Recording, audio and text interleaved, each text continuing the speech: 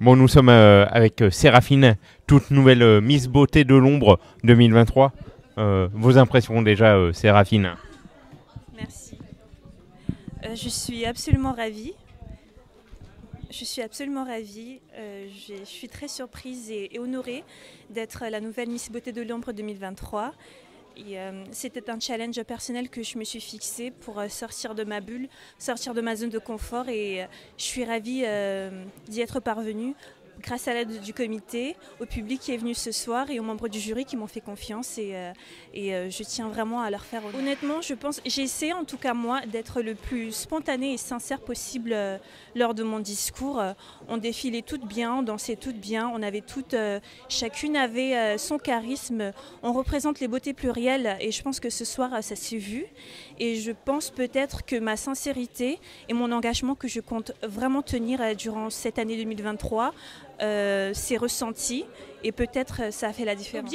Alors je suis passionnée de musique, d'écriture et de chant. Je suis en deuxième année dans une école de musique, la Bill Evans Piano Academy. C'est une école de jazz et j'adore, je suis une artiste, je suis passionnée de chant. Elle me vient du fait, en fait j'ai pas commencé par la musique, enfin par le chant, j'ai commencé par écrire. J'ai commencé par écrire des poèmes et petit à petit j'ai envie de chanter ce que j'écrivais. Et c'est comme ça que la passion du chant m'est venue. Je ne viens pas d'une petite famille d'artistes, ça m'est venu comme ça, c'était ma façon à moi de m'exprimer. J'étais très réservée durant l'adolescence surtout. Et du coup c'est aussi pour ça que je me suis présentée à Miss Beauté de l'Ombre pour regagner confiance en moi parce que je pense que quand on est une vraie timide, une ancienne réservée, on l'est toujours un petit peu et c'est par des challenges permanents qu'on se dépasse. Et moi la musique a toujours été mon havre de paix, ma façon à moi de m'exprimer. J'aime le jazz, j'aime la pop, j'aime la variété française, j'aime bien la soul music un petit peu. J'écoute vraiment un petit peu de tout, oui, ça peut paraître vague de dire ça, mais du Gainsbourg à du Norah Jones, à du Amy Winehouse, en passant par un petit peu de musique urbaine. Je me balade un petit peu dans tous les styles, j'écoute de tout. Et un petit peu de gospel également. Oui. Et d'ailleurs, maintenant, c'est plus Christine, elle a un nouveau nom d'artiste parce qu'elle se définit comme un genderless, comme on dit. Et oui, je la suis depuis qu'elle s'appelait Christine et demain elle voudra s'appeler, je sais pas comment, je la suivrai également. Comme Paumé, il me semble que Paumé.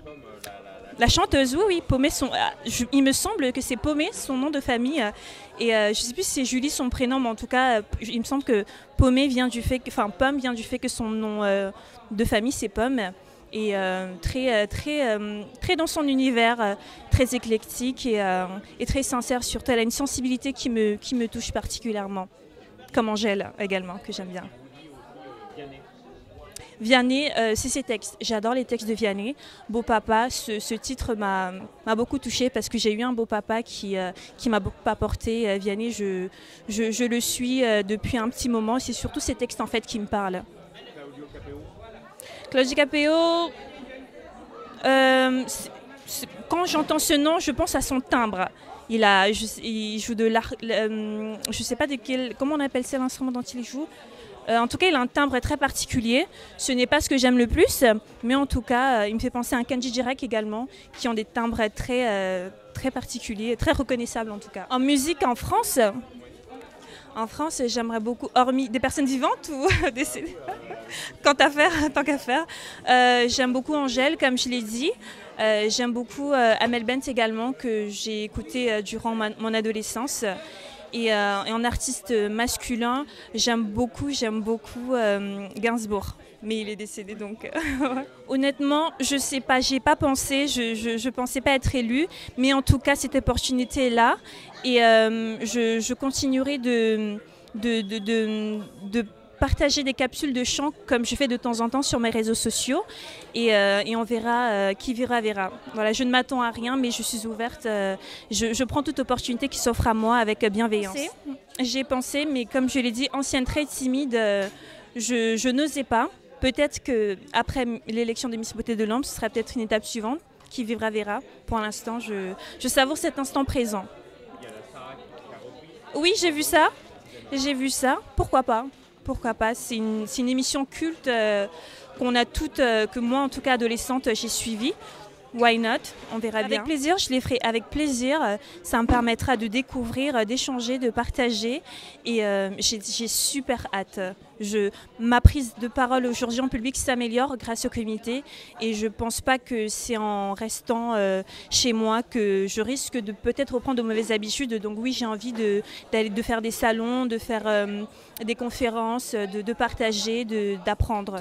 Toute opportunité qui s'offre à moi, je l'accueille avec bienveillance et je le ferai de façon très consciencieuse. On est bien entouré au sein du comité et voilà, toute opportunité, comme je le dis, ce qui s'offre à moi, je les prendrai. On les étudiera avec le comité, avec bienveillance et beaucoup de sérieux, on les fera. Même le président Emmanuel Macron, vous aimeriez le rencontrer? C'est notre président et on en discutera avec mon comité et notre présidente et je ne suis pas fermée en tout cas. Marlène Schiappa, les politiques, honnêtement, je ne préfère pas trop m'engager dans ces terrains-là car c'est des sujets assez sensibles.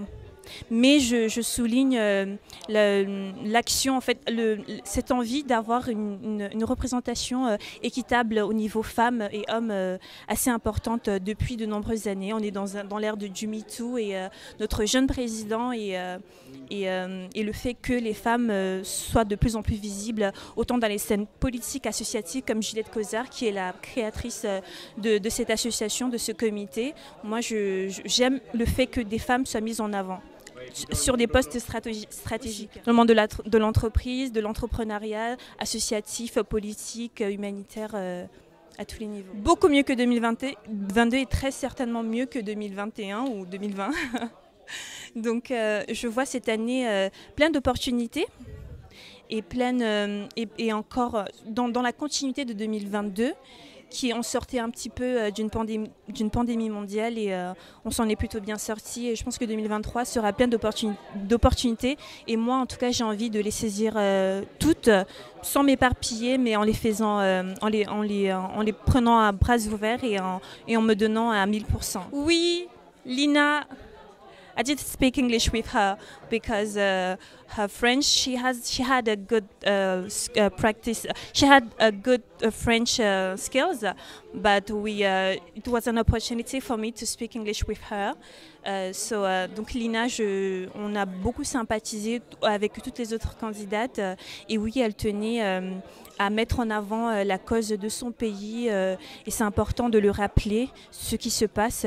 On ne peut plus être, aujourd'hui on ne peut plus être recroquevillé sur nous-mêmes. On est dans un monde où un Sénégalais peut étudier à New York et vivre à Paris et inversement, on est une Ukrainienne qui nous a parlé de son pays, de ses valeurs. Elle nous a fait un joli gâteau typiquement ukrainien durant nos répétitions et oui, c'était important. C'était un bel apprentissage de l'avoir avec nous. Merci à vous. Merci à vous.